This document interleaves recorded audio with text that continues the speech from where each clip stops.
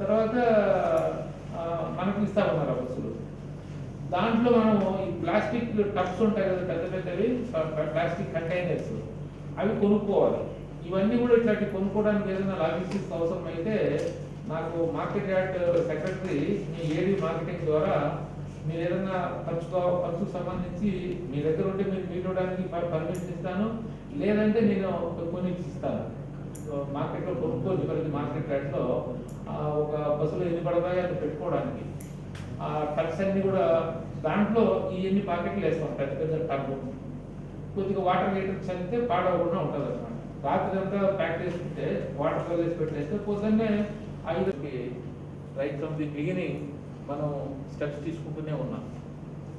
ఈ గ్రామం ఒక 5-10 రూపాయలు వాళ్ళు దాని మీద వేసుకొని ఉండే ఆటో ఛార్జెస్, తర్వాత ఏదైనా హ్యాండ్లింగ్ ఛార్జెస్ అవన్నీ చూసుకోవడానికి లేదు. ప్లస్ ఇంకా ఏదైనా సర్వీస్ ఛార్జెస్ కావాలనుకుంటే వాళ్ళు డిసైడ్ చేసుకోవచ్చు.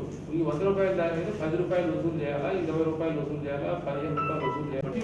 ఇంతవరకు వాళ్ళ దగ్గర ఏదో కొన్ని వెహికల్స్ చిన్నవి ఉన్నాయి.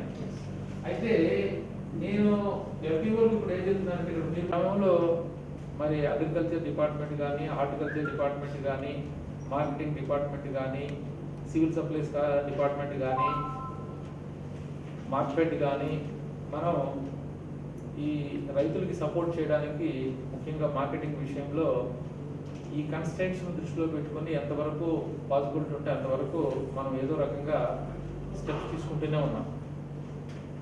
ఆ క్రమంలో ఇంకొద్దిగా ఆర్గనైజ్డ్గా చేస్తే బాగుంటుంది అన్నటువంటి ఆలోచన.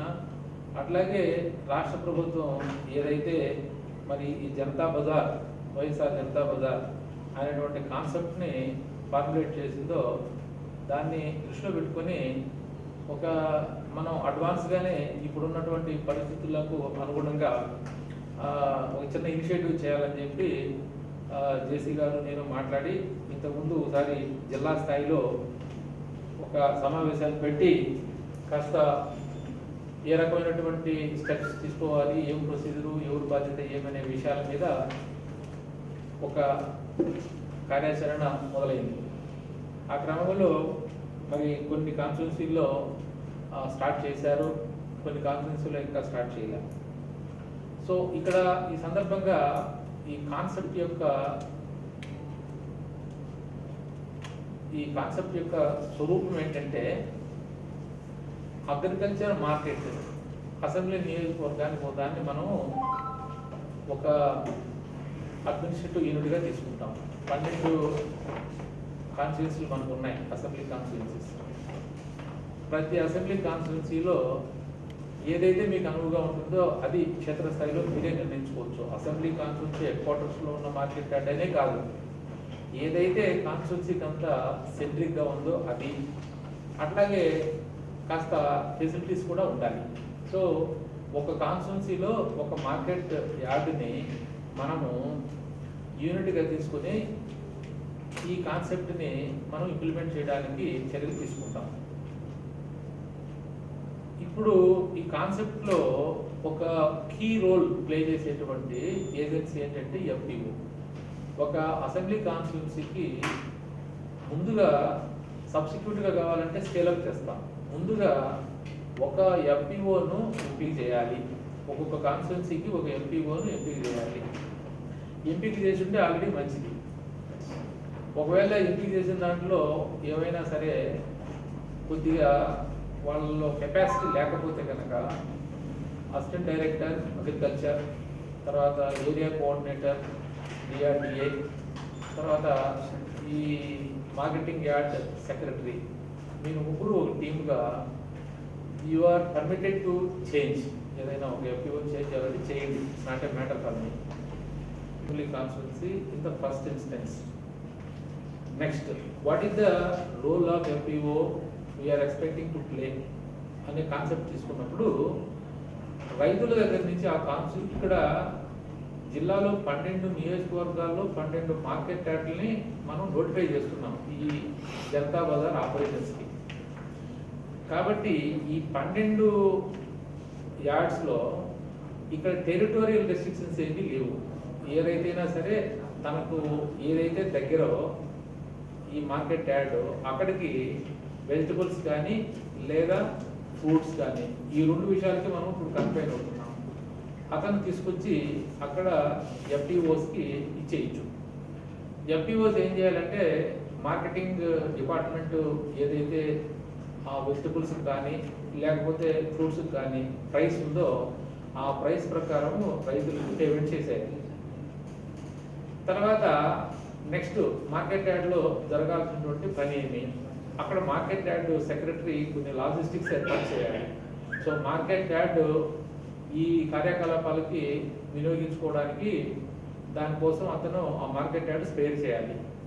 రెండోది, రైతులంతా కూడా ఉదయం పూట వచ్చి వాళ్లకు సంబంధించినటువంటి ఈ ఏదైతే అగ్రికల్చర్ ప్రొడ్యూస్ అంటే ఇక్కడ ఓన్లీ వెజిటబుల్స్ ఫ్రూట్స్కి మాత్రమే చెప్తున్నాను నేను, వేరే విషయాల తర్వాత మాట్లాడుకుందాం.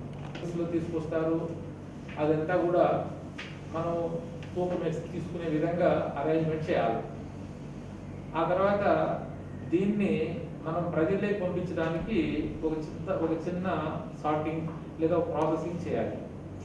ఇక్కడ ఏం ప్రాసెసింగ్ అంటే, ఒకవేళ రైతులు తీసుకొచ్చిన దాంట్లో ఏదైనా సరుకు సరిగా లేకపోతే అది రైతుల సమక్షంలోనే కాస్త వెరిఫై చేసుకొని తీసుకున్నాక దీన్ని ఏరియా కోఆర్డినేటర్స్ మండల సమాఖ్యల ద్వారా విలేజ్ అంతా కూడా మనం వెజిటబుల్స్ని కానీ ఫ్రూట్స్ని కానీ ప్యాకింగ్ చేయాలి.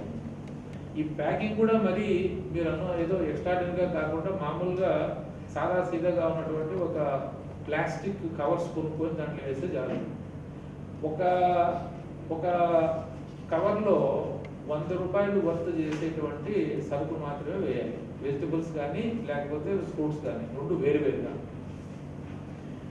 ఈ 100 రూపాయలకి ఆ ప్లాస్టిక్ కవర్లో మీరు ఈ వెరైటీస్ ఆఫ్ వెజిటబుల్స్ వేసేటప్పుడు మామూలుగా నాకు మార్కెటింగ్ డిపార్ట్మెంటు హార్టికల్చరు జేడీ గారితో మాట్లాడినప్పుడు ఒక 100 రూపాయల దానికి కొన్ని వెజిటబుల్స్ రాసి ఇంత క్వాంటిటీ అని చెప్పి మెన్షన్ చేశారు. ఇప్పుడు ఉదాహరణకి tomato 1 kilo, cucumber 1 kilo, potato 1 kilo, brinjal 1 kilo, వెండి, ఇట్లా ఇవన్నీ రాశారు. ఇట్లా 11 రకాలు రాశారు. ఈ 11 రకాలు కొన్ని సందర్భాల్లో మార్కెట్ యార్డ్లో మనకు రైతుల నుంచి రాకపోవచ్చు, ఏదైనా 3-4 ఐటమ్స్ కూడా మిస్ అయిపోవచ్చు. సో అలాంటి సందర్భంలో సపోజ్ 11కి బదులు 6 రకాలే మన రైతుల నుంచి మార్కెట్ యార్డ్కి సరుకు వచ్చింది. అలాంటి సందర్భాల్లో ఈ క్వాంటిటీని అడ్జస్ట్ చేసి అప్పుడు కూడా మనం 100 రూపాయల కిలో ప్యాకెట్లే చేస్తాం. 5 రకాలు కానీ, 4 రకాలు కానీ, 6 రకాలు కానీ, 7 రకాలు కానీ, what ever the number. 11 maximum, 11 లెక్క ఉంది, లేదా 5 ఉన్నాయి దీంట్లో. ఆ ప్రపోర్షనేట్గా వెయిట్స్ పెంచి ఆ 100 రూపాయల వరకు మనం ప్యాక్ చేయాలి. అంతే తప్ప మనం ఇంకా 11 లేని మనం ఏం చేస్తాం, 11 వస్తే తప్ప ప్యాకింగ్ చేయడానికి కూడా ఏం లేదు. అట్లాగే ఫ్రూట్స్ విషయానికి కూడా వస్తే 5 రకాల ఫ్రూట్స్ దీంట్లో మెయింటైన్ చేశారు. బనానా 1 డజన్, ఆ తర్వాత పపాయ ఒక 2 కిలోస్ ఉండేది ఒకటి, స్వీట్ ఆరెంజ్ ఒక 6 నంబర్స్ 1 కిలో వస్తాయంట అప్రాక్సిమేట్గా, గవా 6 నంబర్స్ 1.5 కిలో వస్తుంది అన్నారు, లెమన్. సో ఈ 5 రకాలు వస్తే ఓకే. 3 రకాలు వచ్చినా ప్రపోర్షనేట్గా క్వాంటిటీ పెంచి మనం 100 రూపాయలు వర్త్ వచ్చేటట్లు ప్యాక్ చేసుకుంటాం. సో ఇది ఈ రకంగా ఈ మార్కెట్ యార్డ్లో కొంత వీటిని ఒకసారి రైతులు తీసుకొచ్చిన దాన్ని అంతా కూడా సరుకును వెరిఫై చేసుకుని మనం ఈ ప్యాక్ చేసుకోవాలన్నమాట. ఇదంతా కూడా ఉదయం అంతా రైతుల దగ్గర తీసుకుంటే ఆఫ్టర్నూన్ రాత్రికి అంతా చేసుకోవాలి. నెక్స్ట్ డే అర్లీ మార్నింగ్ దీన్ని మనము మార్కెట్ చేయాలి. సో ఈ మార్కెట్ చేయడానికి ఇది 2-3 రకాలుగా నాకు అందరితో మాట్లాడిన తర్వాత కొన్ని మార్గాలను మాత్రమే సజెస్ట్ చేస్తున్నాం. ఇంకా మీకు ఫీల్డ్ లెవెల్లో మీరు ఇంకా కొత్తగా వినూత్నంగా ఏమైనా చేసినా కూడా బాగానే ఉంటుంది. సో మొట్టమొదట మనం చేయాల్సిన పని ఏంటంటే ఏరియా కోఆర్డినేటర్స్ నేను చెప్తున్నది, ఇక్కడ మండల సమాఖ్య కాకుండా విలేజ్ ఆర్గనైజేషన్ యూనిట్గా తీసుకొని మండల సమాఖ్యల ద్వారా విలేజ్ ఆర్గనైజేషన్స్ యొక్క ఇండెంట్స్ వస్తే దాన్ని మీరు మామూలుగా ఈ గూడ్స్ ఆటోలు చాలా ఉంటాయి, మామూలు ఆటోలు కూడా వాడినా నాకేం అభ్యంతరం లేదు. డైరెక్ట్గా మీరు మార్కెట్ యార్డ్కు వాటిని పంపి దాంట్లో ఎన్ని పడతాయో అన్ని వెజిటబుల్ సంబంధించిన ప్యాకెట్లు, అట్లాగే ఫ్రూట్స్ సంబంధించిన ప్యాకెట్లు డైరెక్ట్గా విలేజ్ ఆర్గనైజేషన్ తీసుకెళ్ళి ఆ విలేజ్ ఆర్గనైజేషన్లో ఉన్నటువంటి ఎస్హెచ్జి సభ్యులందరూ కూడా వాళ్ళు డిస్ట్రిబ్యూట్ చేసుకోవచ్చు. మాకేమి నాకేం ఇబ్బంది లేదు. లేదా మండల సమాఖ్య వచ్చి తీసుకుపోయి విలేజ్ ఆర్గనైజేషన్స్ వారిగా పంచుకున్నా నాకేం అభ్యంతరం లేదు. నేను విలేజ్ ఆర్గనైజేషన్ ఎందుకంటున్నానంటే ఆ వెహికల్ నేరుగా వాళ్ళు విలేజ్లోకి వెళ్ళిపోతుంది. అక్కడ విలేజ్ వచ్చిన తర్వాత చాలా వాళ్ళ ప్యాకెట్ వాళ్ళు తీసుకుపోతారు. మళ్ళీ మండల సమాఖ్య నుంచి విలేజ్ ఆర్గనైజేషన్ ఒక లెవెల్ అనవసరం అవుతుంది అన్నమాట. సో మండల సమాఖ్య కొద్దిగా సమన్వయం చేస్తే చాలు. ఇండెంట్ విలేజ్ ఆర్గనైజేషన్స్ వాళ్ళు తీసుకొని ఈ వెహికల్ని వాళ్ళు ఒక విలేజ్ ఆర్గనైజేషన్లో ఎక్కువ ఉంటే ఆ వెహికల్లో పట్టేయన్ని తీసుకెళ్ళడానికి అవకాశం ఉంటే ఒక వెహికలే తీసుకుపోవచ్చు. లేదా 2 విలేజ్ ఆర్గనైజేషన్స్ కలిపి కూడా వెహికల్ వాడుకొని ఒక దగ్గర సగం ఒక దగ్గర సగం అట్లా వాళ్ళ ఇండెంట్ని బట్టి వాళ్ళు దాన్ని అన్లోడ్ చేసుకోవాలి. ఏరియా కోఆర్డినేటర్స్ మండల సమాఖ్యల ద్వారా విలేజ్ ఆర్గనైజేషన్స్ ద్వారా వాళ్ళే ట్రాన్స్పోర్ట్ తీసుకుపోవాలి. అయితే ఇక్కడ మండల సమాఖ్య కానీ విలేజ్ ఆర్గనైజేషన్ కానీ మార్కెట్ యార్డ్ నుంచి తీసుకెళ్లేటప్పుడు 100 రూపాయలు పే చేస్తే చాలు. వాళ్ళు ట్రాన్స్పోర్ట్ ప్లస్ ఇంకా ఏదైనా సర్వీస్ ఛార్జెస్ కావాలనుకుంటే వాళ్ళు డిసైడ్ చేసుకోవచ్చు. ఈ 100 రూపాయల దాని మీద 10 రూపాయలు వసూలు చేయాలా, 20 రూపాయలు వసూలు చేయాలా, 15 రూపాయలు వసూలు చేయాలా.